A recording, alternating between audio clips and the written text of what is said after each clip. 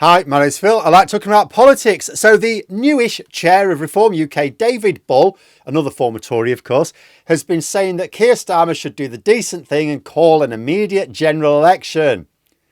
Mate, we had one like last year. Parliaments tend to last 4 or 5 years. Even during the chaos Brexit years, parliaments tended to last at least a couple of years even then.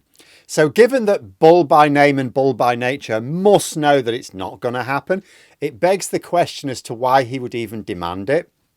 Because they know they're at the peak right now and it's probably downhill for them over the rest of this parliament. He's basically panicking. He joined the operation at their peak and it's mostly downhill from here. But first, for daily news and politics, please click the subscribe button to stay notified. So what's this about? Why would they be making such a fuss about needing a general election now, 1 year into a new parliament? If you're thinking, well, this is just how it works, isn't it? Obviously, when you're in opposition, you're going to call for an election, especially when you're ahead. It's like, not like this, no. Like when Starmer became Labour leader, he didn't constantly go, giz election, go on, giz it, right? He said he was getting his party ready for 2023, 3 years down the line. He knew that if he succeeded, the election would actually be in 2024, but he said 2023 because that was the earliest you would normally expect it. And Labour have been in or contending for power for the best part of a century. So if Boris Johnson had taken leave of his senses and ordered a general election when Starmer's Labour were ahead in the polls, Labour could actually have switched to government relatively easily. But Reform UK couldn't. If Keir Starmer actually triggered a general election and Reform UK sort of formed a government, let's say, Nigel Farage wouldn't have a clue what to do. They haven't worked anything out. They have literally no policies. And I'm not being glib. I'm not saying they have no viable policies. Well, they clearly don't have those. I mean, they don't actually have any. If you think you've heard Farage talk about a policy, there's an interview out there where he changed it the very next day. When I say Reform UK have got absolutely no settled policies, I mean it quite literally. In fact, Reform UK would actually give the appearance of being more credible if they said, look, the election's going to be in like 3 or 4 years. We're going to spend the next 3 or 4 years working on a really robust plan for government so that we can hit the ground running. This is basically what Labour did a few years ago. It's even what MAGA did with their Project 2025. And yet the new party chair is calling for an election now, and not just as a throwaway statement, but really getting quite agitated about it. Why? Because they know this is probably peak reform. I say probably, only a fool tries to go Nostradamus on the political future, but never mind the populist narratives. Let's look at the facts.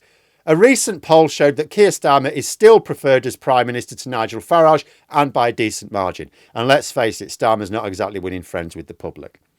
But the public really don't trust Farage. And when you look at the support Reform UK have been winning, what's caused it? Well, the public are sick of the Tories. They've completely shit the bed with voters. But from the point of view of the public, it's like Labour haven't delivered very much of note, if anything. And when they have done something, it's been really bad, like the winter fuel policy and things like that. In the past, the choice was always seen as being between Labour and the Conservatives. The two-party hegemony resulted from our antiquated first-past-the-post system. So once you'd just binned one party, you were going to give the next one time. But for the first time in like 100 years, there's now a third alternative on offer, which is a unique set of circumstances in post-war British politics. Nobody really knows how to deal with it, and Labour have dealt with it very badly because they were still using the playbook from it's between Labour and the Conservatives, and it's taken them time to catch up to the new reality. However, there's not going to be an election anytime soon. When a government needs to do unpopular stuff, it does it in the first year or so of the Parliament, knowing that they will then have up to 4 more years to demonstrate that it's actually the right decision. But are Labour really doing nothing but twiddling their thumbs? No. I mean, let's go down some of what they've been doing that the public don't yet know about. Massive boost to workers' rights, boosting incomes for public sector workers, minimum wage earners, pensioners, building more affordable and social housing, policies designed to help first-time buyers more easily get on the housing ladder, transitioning to clean energy big time, which will not only be better for the environment, but cut bills. They're also funding schemes again to insulate homes, get more efficient heating into housing. That will also reduce bills. They're legislating to let ministers align our standards with the EU more easily, where it will help trade. And what happens when you help trade? You secure jobs, you make the cost of living easier. Not that you will see it in the mainstream media, but we've had the longest sustained period of economic growth under Labour for years. Record inward investment, the highest business confidence in Lloyd's recent survey since before the Brexit referendum. It's been announced that there's going to be 1,000 new Sure Start centres, they call them Best Start centres this time, back up and running in 2 years' time. NHS access will be easier. More community police officers are being hired for more visible patrols in communities. Money for regeneration of high streets. There's going to be more powers given to local authorities to sort things like transport out in the way that best serves their specific needs, rather than having it all decided from London. And this is just some of the big stuff. You've got like renters' rights coming online, all sorts. Basically, Labour's budget changed a lot, and legislation has been absolutely flying through Parliament. Reform UK have maybe another year of claiming that Labour are doing nothing. And even then, only if Labour still don't sort their comms out. And then that's it.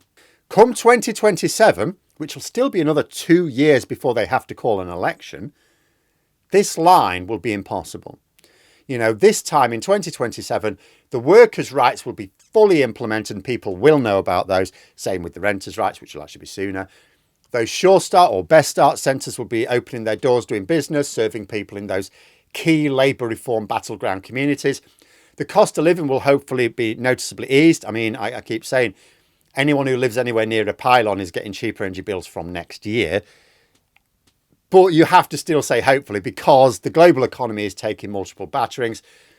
But Reform UK will only really have immigration to cling on to. Now, this is a big deal for a lot of people still. I'm not saying they'll fade away to nothing, but consider this. If you look at the most recent MRP poll, which suggested Reform UK could get very close to a technical majority, all people really looked at is, oh, they're going to win all these seats. Oh my God, that's really close to a majority. But the margin of victory in those seats was an average of 9%. I mean, it's not exactly razor thin, but it's not strong either. As soon as they can no longer claim that Labour are doing nothing useful, those margins will melt away.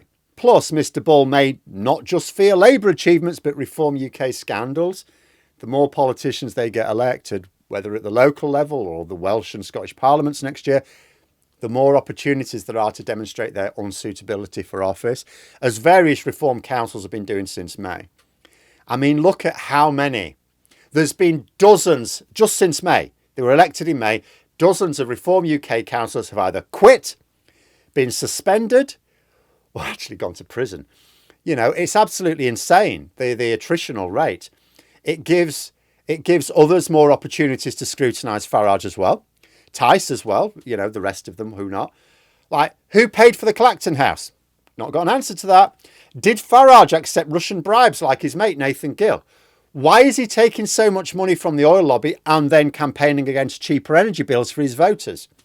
And if Farage wants to change the subject to asylum, oh, let's talk about asylum. Oh, no problem. You want to talk about the Farage boats then? No problem. Then there's something you almost never see discussed in political commentary, because most political commenters don't actually understand the technical side of political science. Reform UK, right, they win their support with a large scattergun top-down approach to campaigning. It's all about the big national messages which the mainstream media keep uncritically allowing them to push. However, it is inefficient. Now, it's working now because of that dissatisfaction with both the Tories and Labour, right? But as soon as those margins tighten, you need to be able to target key voting groups in key areas. You need very specific messages. You need to know, so which are the winnable areas, which are your key voters, swing voters in those areas, and what are the messages that resonate with them, right? And to do that, you need to be armed with very detailed information. Not the public polls we all have access to. They're very superficial. Some people try and read too much into those. They are useless for a serious targeted campaign. Can't use them. You need very detailed analysis of the one or two key types of voter that is important in your winnable seats. And this level of data science is very expensive. Reform UK are going to need to get a lot of money rolling in to pay for it. Right now, their donation record suggests they do not have it.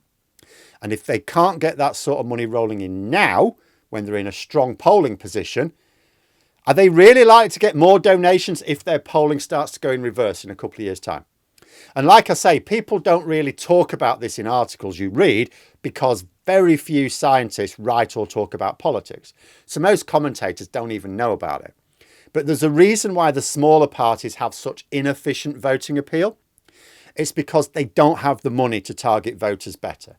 There is literally a science to targeting voters in a campaign. And with Labour promising to clamp down on foreign donations in politics, Reform UK are running out of time to get the analysis they need to really understand their target voters once the polls narrow. And if that window passes, they could be stuck. So it's little wonder to me that they're frothing for an election years before they possibly can get one. They know that they're peaking too early. It's why I keep saying we should certainly not be complacent. I think in the future we are going to get a Reform UK style government. But there's no need to panic just now. The trajectory of the next few years, unexpected events aside, do not actually look good for Reform UK. But let me know what you think in the comments below. And for more content, you could subscribe to the channel or even join for access to streams and behind the scenes updates. Thanks for watching, and until next time, I'll see you later.